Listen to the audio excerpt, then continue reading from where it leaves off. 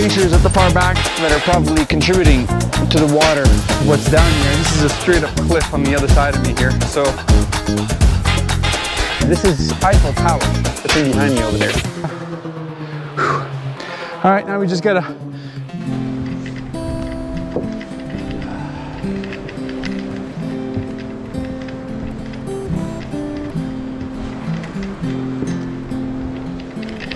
well, today it's a cold morning in October and I'm standing. We're at the 6th bridge here at Maligne Canyon, and we've been to Maligne Canyon 1,000 times before, so we're not doing that today. But the trail that we're going down today actually starts right at the 6th bridge, and that is the Overlander trail, which is a very popular trail that I've talked to quite a bit, because all of our hikes seem to surround the Overlander trail to the east, to the west, to the north, to the south. But finally, I have the chance to get 2 vehicles so that we can just walk 16 kilometers from the Maligne Canyon 6th bridge, which is right here, to Morro Peak, which is where the trail ends. So it's a nice 16 kilometers. Elevation low to high is like maybe 120 meters, so there's not a whole lot of elevation. Obviously there's like spurts where it goes up and down, but it's not like a mountain. It's just a gorgeous trail following the south side of the Athabasca River. So we're gonna go head out on the trail and show you guys all the cool little spots to see on the Overlander trail. See you guys down there.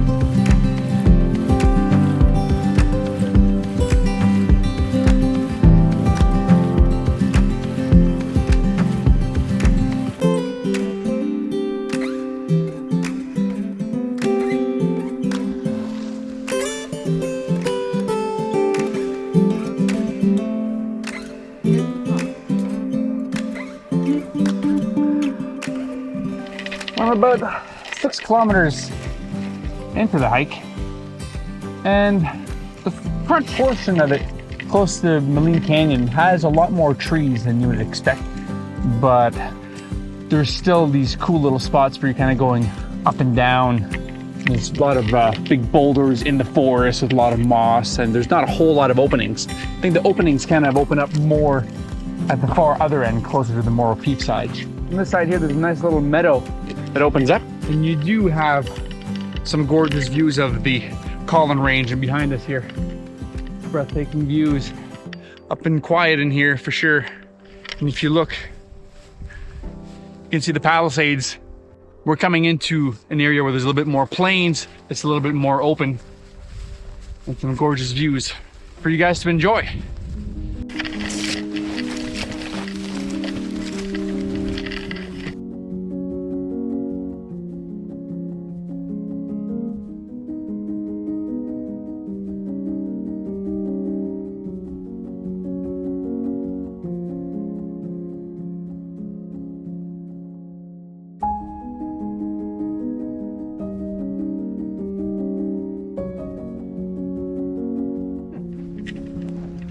On this,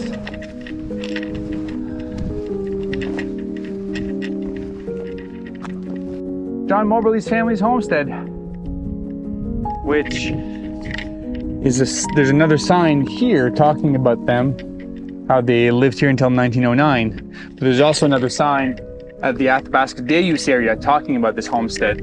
The Moberly brothers, there was one that was established here, and there was one that was established actually on the other side of the Athabasca, where we made a little video about that last year. So it's kind of neat to come and check out this little area. So this is all that's left of the homestead here. And I noticed that there was remnants of a fire at the far back there. You guys can tell that it got burnt. And I thought that maybe it was a forest fire that did that, but I guess it was an illegal campfire. Somebody who's wanted to cook some hot dogs or something, I don't know, back in 1989. But I can see why somebody would build a homestead here. I don't know if it was like this when John Moberly came here, you know, 120, 130 years ago. And I'm also making plans for the years to come. That little nub of a mountain is totally doable. It wouldn't be that difficult of a hike either. So finding a route on top of that. And then we're slowly walking towards Hawk Mountain. And you can see Morro Peak at the very far back. So I'm gonna show you guys a cool panoramic picture of this whole little meadow here for you guys right now.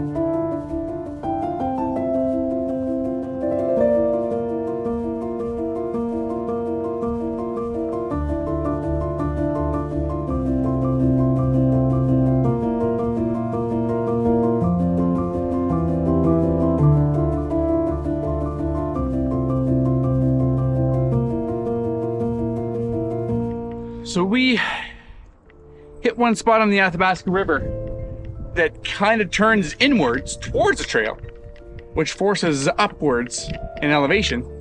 But at the same time, we get this gorgeous view, the Athabasca River and the Palisades. And you can see Pyramid Mountain at the far back. And I stopped here to show you guys that gorgeous little meadow full of grass there. It was green this summer, and now it's all yellow because everything's dying in October. But you can see the Athabasca day use area at the far back. And we're on the other side. So I made a video showing you guys one of the best places to have a sandwich in Jasper. So you can check my YouTube channel to check that out. And we're about 9 kilometers in. We kind of did the hike backwards. Normally I think you're supposed to start at Morro Peak and work your way to Maligne Lake. But either way, if you're coming from the east, it's actually easier to have your vehicles plop this way instead.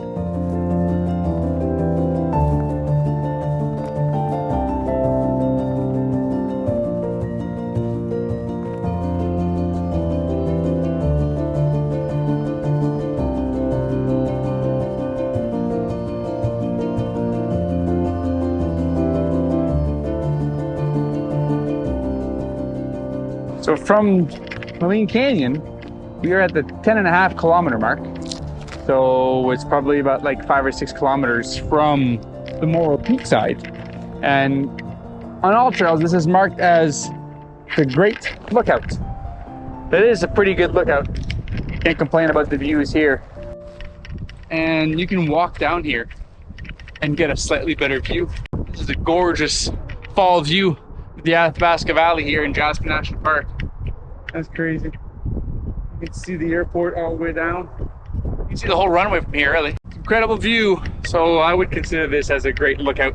If you can get 2 vehicles in, I definitely suggest this hike because it's relatively easy as far as elevation goes. It's just distance. And if you get 2 vehicles, 16 kilometers, it goes by really quickly. You're just walking through and you get these lookouts and checking out all sorts of cool stuff that's in the mountains and also in the forest. So